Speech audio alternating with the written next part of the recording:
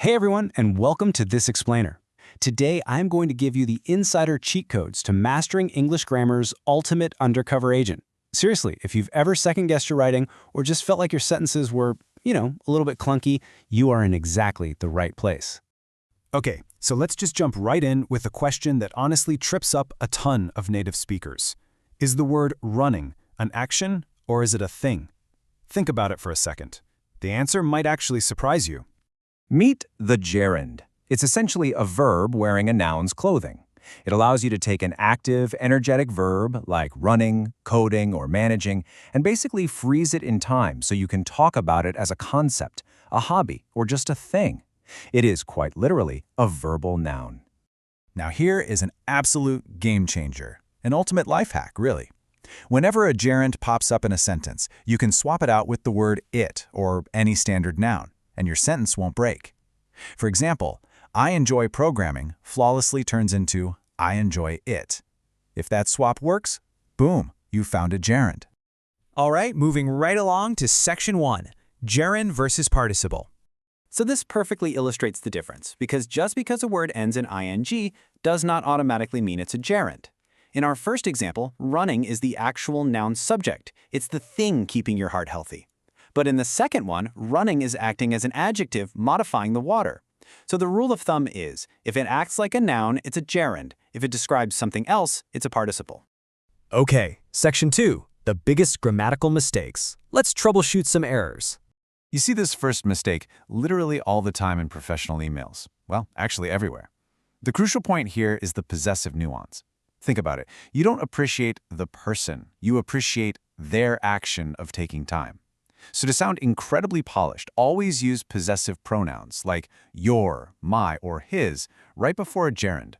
Here's another massive pitfall: dropping an infinitive directly after a preposition.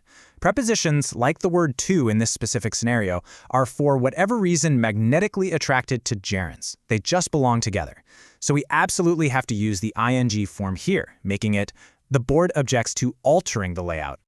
Oh man, dangling gerund phrases. These are the worst. Saying by double-dipping a chip the guests were disgusted is totally illogical because it implies the disgusted guests were the ones double-dipping. You've got to make sure that the subject immediately following the comma is the person actually performing that action. And we definitely can't forget the subject-verb agreement law.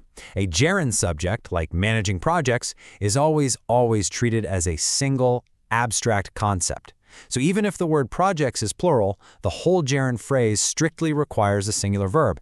It is difficult, not are difficult. Which brings us to section 3, gerund life hacks.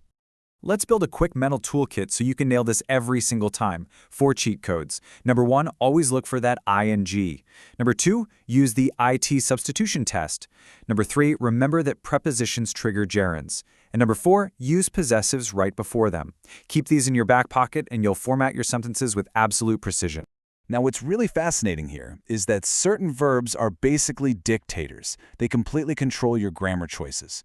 You enjoy dancing with a gerund, but you plan to dance with an infinitive. It's just how English works. Getting familiar with these lists is a total lifesaver and will stop you from sounding awkward in your writing. Finally, you absolutely have to watch out for dual-compatible verbs like stop. Swapping an infinitive for a gerund with these verbs completely rewires the timeline of your sentence. Like, I stopped to call you means you paused whatever you were doing to make a call. But I stopped calling you, that means you ended the activity entirely. That is a drastically different message. Thanks so much for joining me for this explainer. By getting a handle on this simple verbal noun, you have legitimately leveled up your communication skills today. So, I'll leave you with this to chew on. What everyday actions are you going to transform into powerful concepts using your new shape-shifting grammar skills? See you guys next time.